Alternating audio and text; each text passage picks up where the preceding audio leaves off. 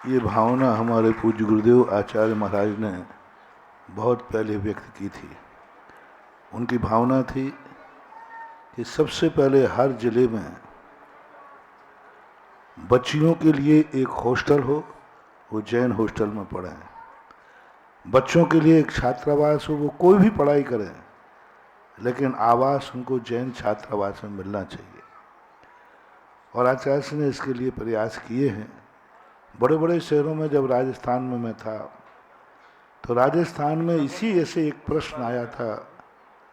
एक व्यक्ति था, एक बच्चा आया, बोले महाराज जी मैं रात में नहीं खाता हूँ, मैं आलू प्याज नहीं खाता हूँ, और यहाँ बिना आलू प्याज के भोजन मिलता नहीं, और रात के 8 बजे के बाद भोजन मिलता है, और मेरा नियम है। और वो काकताली न्याय से वो नियम मेरे ही से लिया था उसने। अब और बोले रात में नहीं खाऊंगा तो मैं पास नहीं होऊंगा, अच्छे नंबर नहीं आएंगे, मैं कंपटीशन नहीं दे पाऊँ, कोचिंग है। तो मैं जीवन बचाऊं या धर्म बचाऊं? जीवन है ना, जिंदगी बचाऊं या धर्म बचाऊं?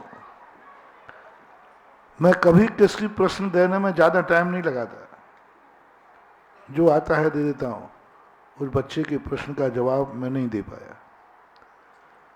एक और धर्म है और एक और जिंदगी का सवाल है। मैंने कहा बेटा इस प्रश्न का जवाब मैं जल्दी नहीं दे पाऊंगा। तो बोला कल आ जाऊंगा, पर इस प्रश्न का जवाब चाहिए। रात में मुझे नींद नहीं आई। एक प्रश्न के जवाब में उसने कहा धर्म बचाऊं या जीवन बचाऊं।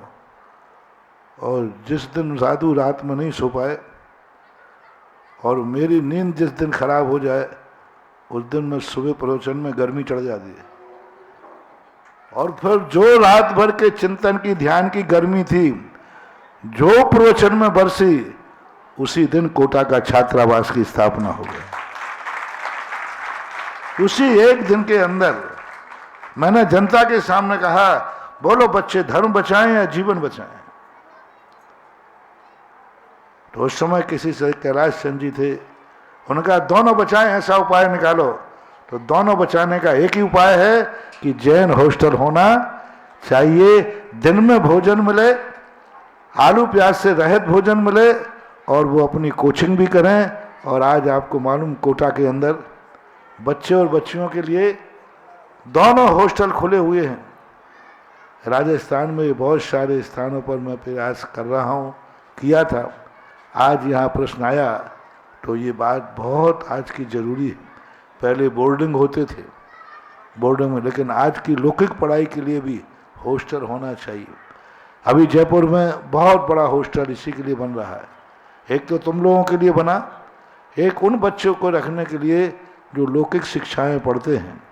अभी सरकार से जमीन लौट करके प्रतापनगर में बहुत बड़ा एक हॉस्टल बनाने की तैयारी श्रमण संस्कृति संस्थान कर रहा है, सोच रहे हैं। आपके यहाँ भी बुंदेलखंड में भी जितने जिले हैं उनमें ऐसे हॉस्टलों की व्यवस्था होना चाहिए। अब एक बात जरूर जनता से शिकायत करूंगा, मैं बच्चों के माता पिता से शिकायत करूंगा कि जैन हॉस्टल जहां है वो बच्चे को जैन हॉस्टल में नहीं रखेंगे और उसी हॉस्टल में रखेंगे जहां सब कुछ कर्म होते हैं। हॉस्टल है, सुविधाएं हैं, लेकिन वहीं जाकर रखेंगे जहां दूसरे हॉस्टल में जहां बेटा भ्रष्ट होता है। तो आप लोगों को भी सोचना है, जहां जैन हॉस्टल है चाहे बच्चा 1 किलोमीटर ज्यादा जाएगा, लेकिन जैन हॉस्टल में ही रखना चाहिए। ठीक है, एक ऑटो रिक्शा करके जाएगा, 2 किलोमीटर दूर पड़ेगा, लेकिन जैन हॉस्टल में ही रखना चाहिए।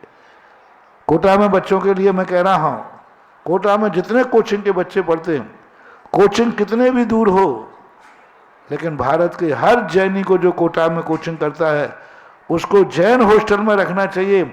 आप लड़के बताओ, बढ़ाओ, मैं हॉस्टल की मंजिलें बढ़वा दूंगा। 2 मंजिल का प्रावधान था कोटा के अंदर, इतनी ही बात सबने कहा था। इससे ज्यादा जब संख्या बढ़ी तो उसी बिल्डिंग को मैंने 7 मंजिल करा दिया। लेकिन आप उसका उपयोग करें तब ना। तो पूरी जनता को सोचना पड़ेगा कि जैन बच्चा यदि कोटा पढ़ना जाएगा तो उसका आवास जैन हॉस्टल में होगा। कोचिंग सेंटर यदि दूर भी है तो भली वो गाड़ी से जाएगा तो जाएगा, लेकिन संस्कार विहीन नहीं होने दूंगा। ऐसा माँ बाप भी यदि सोच लेते हैं तो हॉस्टलें चल जाएंगी। और मध्य प्रदेश में हॉस्टलें कम हैं, छात्रावास कम हैं। प्रश्न आया तो खुलना चाहिए। हम प्रेरणा दे सकते हैं। तुम एक ग्रुप बना करके, हर जिले वाले ग्रुप बना करके, समाज के लोग ग्रुप बना करके आएँ, प्रोजेक्ट लाएं। मैं आशीर्वाद देता हूं और दातारों को भी प्रेरणा दे दूंगा। मेरी जितनी क्षमता है मैं कर दूंगा। इस संबंध में एक सरल उपाय और है। जितने मंदिर हैं, मंदिरों के पास छोटी बहुत जगह होती है, उन मंदिरों में 2, 5, 10 कमरे ऐसे निकालें जो जैन छात्रों के लिए आवास के रूप बन जाए, क्योंकि अलग से ज़मीन लेना बहुत कठिन हो जाता है। ज़मीन लेकर बनाना बहुत सारी चीज़ें सोचना पड़ती है।